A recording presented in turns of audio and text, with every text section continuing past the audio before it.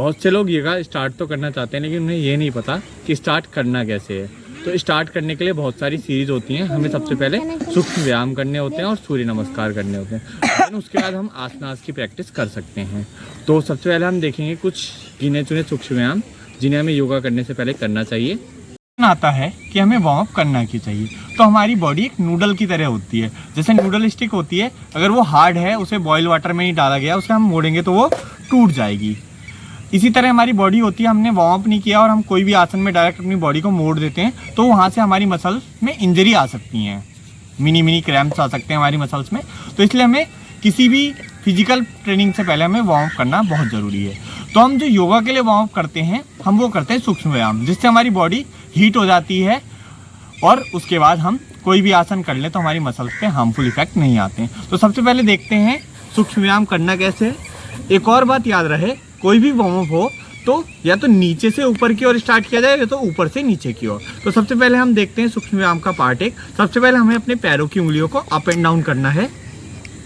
इस प्रोसेस को 10 बार दोहराना है। जब उंगली ऊपर जाए तो सांस भरनी है, नीचे आए तो सांस छोड़नी है। ये हो गया हमारा पहला सूक्ष्म व्यायाम। इसके बाद हमें अपने एंकल को रोटेट करना है। ये हमारा दूसरा सूक्ष्म व्यायाम है। याद रहे 10 time clockwise 10 time anti clockwise. ये हो गया हमारा क्या, दूसरा सूक्ष्म व्यायाम। तीसरे सूक्ष्म व्यायाम में हम नी की ओर बढ़ जाएंगे।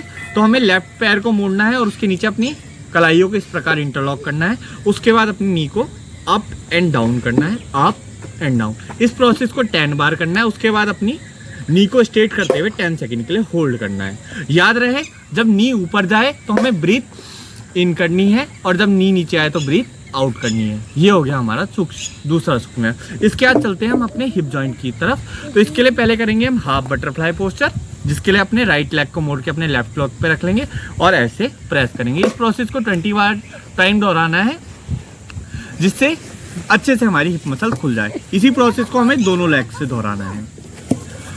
जब ये प्रोसेस हो जाए तो लेग के ऊपर लेग रख के हमें हाथों को सीधा रखना है और नीचे टच कर देना है।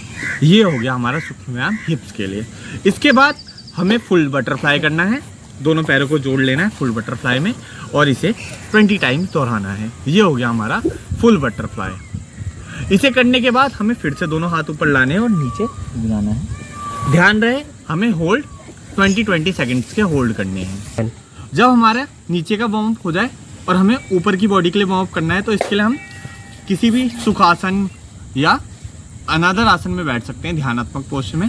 उसके बाद अपने दोनों हाथों को उठाएं और इस प्रकार से अपनी बॉडी को रोटेट करें ताकि ऊपर वाला पोस्चर एक्टिवेट हो जाए। इसे करने के बाद इस चीज़ को हम 10 बार दोहरा सकते हैं दोनों तरफ। इसके बाद हमें पहुंचना है अपनी कलाइयों पे। तो अपनी कलाइयों को सिंपल रोटेशन देना है क्लॉकवाइज, फिर उसके बाद एंटी क्लॉकवाइज। कलाइयों के बाद हमें अपने कोहनियों पे ध्यान देना है। दोनों हाथों की कोहनियों को 10 टाइम ऐसे रोटेट करना है। उसके बाद हम अपने शोल्डर पे चलेंगे, फिर हमें शोल्डर रोटेशन करना है क्लॉकवाइज भी और एंटी क्लॉकवाइज भी। इसको भी हमें 20 टाइम दोहराना है। जब ये शोल्डर ओपनिंग हो जाए तो हमें जाना है अपनी गर्दन पे। अपनी गर्दन को रोटेट करना है क्लॉकवाइज और एंटी क्लॉकवाइज। उसके बाद गर्दन को अप एंड डाउन करना है, अप डाउन अप डाउन। उसके बाद लेफ्ट राइट। इस सारी प्रोसेस को 10 टाइम दोहराना है, यानी 10 time left 10 time right, 10 time